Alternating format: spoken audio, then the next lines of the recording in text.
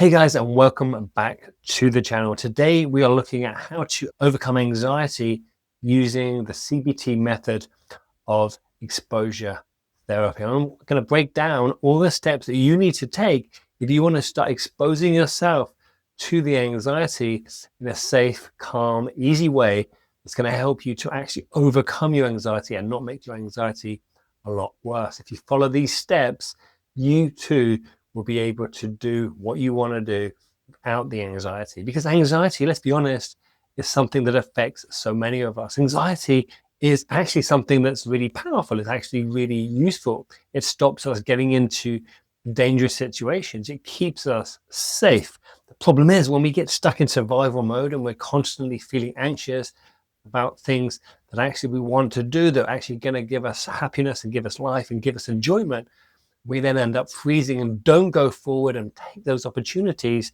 We now feel stuck, and that anxiety can be just very much overwhelming and really keep us from living the best life, that life that we really deserve to live.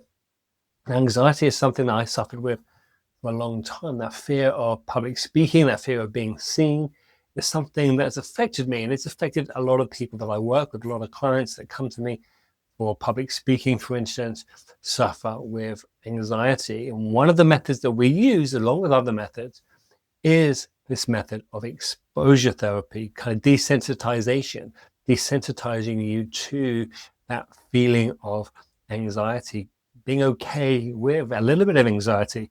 We're using that anxiety in a way that's actually going to propel you forward rather than stop you. So without further ado, let's start with the list of what you need to do to overcome your anxiety. Now, the first thing you need to do is pick your fear. Don't pick every single fear. Don't think about, you know what, I'm scared of this and that, and I'm just going to pick every single fear. If you have one fear, public speaking, for instance, or you have one fear, needles, pick one. If they're both fears of yours, and choose one at a time so that you're focusing on one thing. And again, we don't want to overwhelm that anxiety by having too much come up at once. Now, the next thing I want you to do is I want you to pick your why. Why are you trying to overcome this fear? What is it? What's your purpose about this fear? Where do you want to get to? What's your goal with overcoming this fear? Why does it matter to you? Because I think having a purpose, having a reason to move forward is so much more powerful than just saying, I want to get rid of this fear. I just want to be confident. Why do you want to be confident? How will that change your life? What will that do for you? If you can learn what it will do for you, that becomes one of the most powerful things in the world.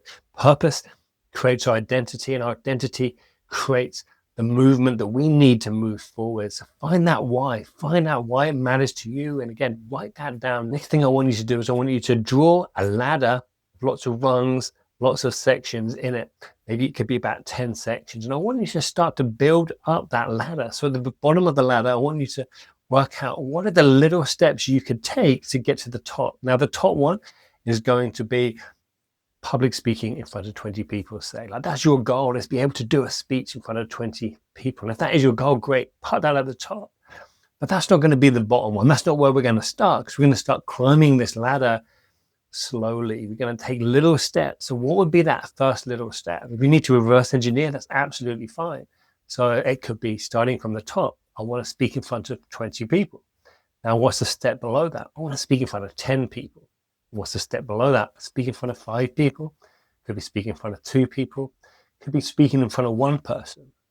It could be putting your hand up in a meeting. It could be asking for a coffee from someone who you don't know, or offering to buy someone a coffee you don't know, starting a conversation with a random person. It could be just shouting across the street, saying, hey, oh, sorry, I thought you were someone else. Doing those things that bring those little bits of anxiety, starting small. If you had a fear of swimming, now you want to just dip your toe in the water, or you just want to see a picture of water. Maybe you just want to visualize a picture of water. You don't want to jump in straight away, so just start slowly and start imagining those little things. Imagine yourself as a public speaker. Where would that feel?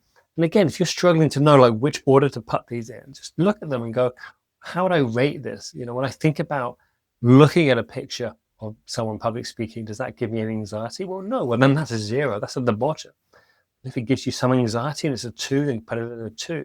Start to work out on a scale of 1 to 10. Where does this feel? How high is this? And you can play with these, move them around. But ideally, what we want to do is create these steps so we can start working up that ladder towards your goal. This way, you know you're going in the right direction. Now, the next thing I want you to do, when you have these steps made up, I want you to take each step and break it down.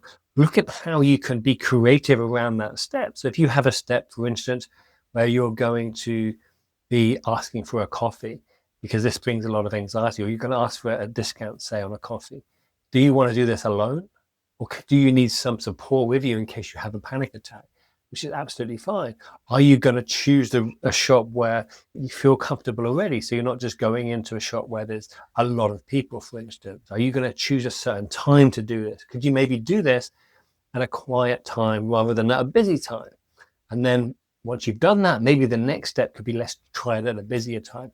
So basically, in each step, in each rung of the ladder, we're now creating ways to do it, ways to make it safe, because what we want to do is we want to teach our nervous system, teach ourselves through the exposure that it's actually safe to take each step as we move along that ladder, moving up to our goal. But we want to do it safely. We want to have that harness on and clip the harness onto the ladder as we go. So we know that if we fall, if we get startled at any point, that's fine, because doesn't matter, we're attached to the ladder.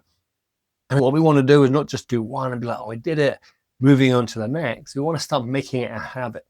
So the next step is, can you do it repeatedly? Can you do it over and over again? Can you make it part of your life? Because once we start making the small, easy things part of our life, they become the foundation, the groundwork, and we stop thinking of them as challenges, and they just become our identity. They become who we are. When that's our identity, now we don't have to think about it. Once it's our identity, we now act as if that's who we are. Just like a sports person, if you are a football player or you're a rugby player, maybe you play netball, that's who you are. You don't have to think about what would this sort of person wear, what would this sort of person dress like, how would this sort of person communicate, because you know that you're the sort of person who gets up at 4 a.m. and goes for a run, or you know that you're the sort of person who dresses in a certain type of way or watches a certain type of film, because that's who you are. Like, it's part of your identity, and your identity, a bit like being an actor, it becomes who you have to live by, and every decision becomes based around this. And it's not a decision anymore, it becomes more of an internal drive. It becomes this way to move forward. It becomes this way to follow your North Star. The next step is very important. It's be kind to yourself. Make sure that whatever you do, say, well done. Put it in the bank. Put it in the bank of wins. Put it in the bank of, this is what I achieved, and I'm grateful that I achieved it. Before you go to sleep every night, think about those 3 things you did well today. Be grateful, even if you didn't achieve it, even if you tried, but it didn't actually go through and you panicked and moved away. Say, hey, well done for getting halfway there. You've got this. Next time, get a little bit further. Have that conversation with yourself where you're actually encouraging yourself to keep moving forward. Well done for trying. Well done for not giving up. Well done for going back the next day. Tomorrow we're going to go with a different strategy. And again, we're not about being perfect. We're just about turning up. We're about taking the effort. It's about making, commitment for yourself to move forward. That's what it's about. That little voice in your head that's saying, you need to be perfect, you need to achieve this, or you're not good enough. We need to silence that voice. And the best way to silence that voice is remind ourselves about all the amazing things we've done, not comparing yourself to someone else who's doing really well, because they've had a totally different journey. They've not had your trials and tribulations in their life.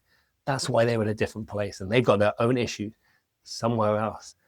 Focus on you, what matters to you, move forward. Now, a huge tip that I want to add in right now is this method of surfing the wave of anxiety. You see, anxiety, it kind of goes through us. We might get triggered by something, we see something, we hear something, we feel something, something reminds us about something. We just get this sense of anxiety. Maybe it starts in the stomach and it starts to flow through you. Now, when you get that feeling, I want you to notice it like a wave. If you imagine a wave in the sea, you imagine someone surfing top of that wave is now taking them somewhere. They're enjoying it, they're going. Now, of course, it's exciting, it's it's scary being on top of that wave because you might fall off and it might hurt a little bit, but you're probably going to be okay because you're on top of that wave and it's just water, right? But imagine yourself trying to stop that wave.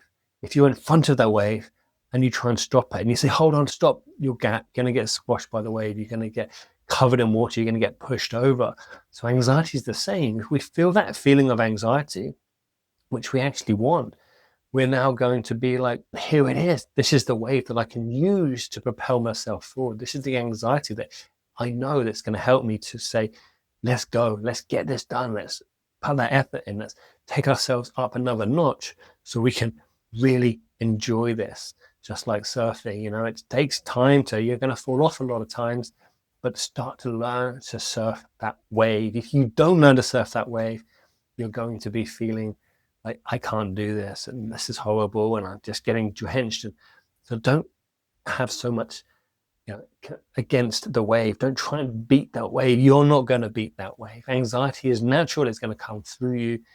And if you get scared of that wave, if you go, oh my God, there's a big wave coming, that's going to bring another wave behind it and another wave behind it. But you get on one and you can ride it out. And then if another one comes, that's fine. You just keep riding the waves until the waves just calm down. That's what they will do. Fighting against something gives it more energy. You want to take away its energy, and the best way to do that is to allow yourself to just ride that wave of anxiety and give yourself time. Neuroplasticity shows that the brain can mold into different forms, different ways. So if you're not allowing yourself time, if you're saying, I need this to happen today, I need this to happen next week, it's not going to happen. It's going to make you have more anxiety towards it. It's going to make you be more kind of pushing yourself to try and like, I need to get this done. I need to achieve this.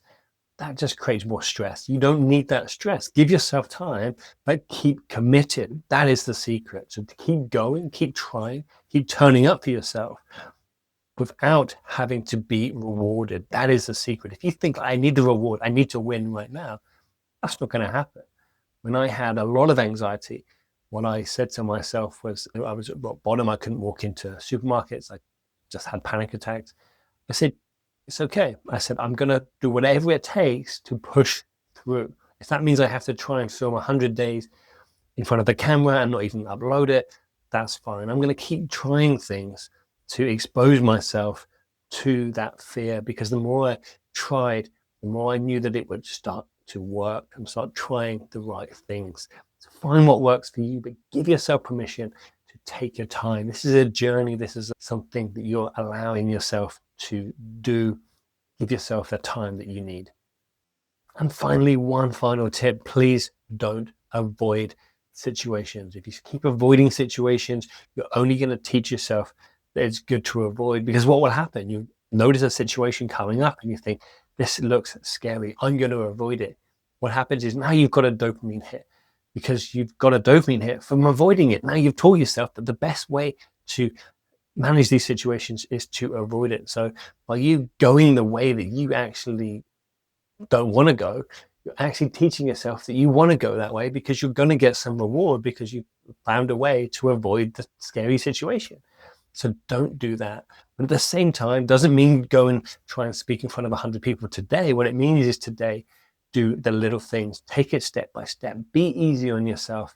And guys, you've got this. Anxiety is okay. Anxiety is your friend. Make friends with it and enjoy the day. And guys, if you have any questions, please leave them below, link them below, and let me know. And I'm happy to answer any questions on your journey moving forward. And guys, don't forget to follow, share, and like this video.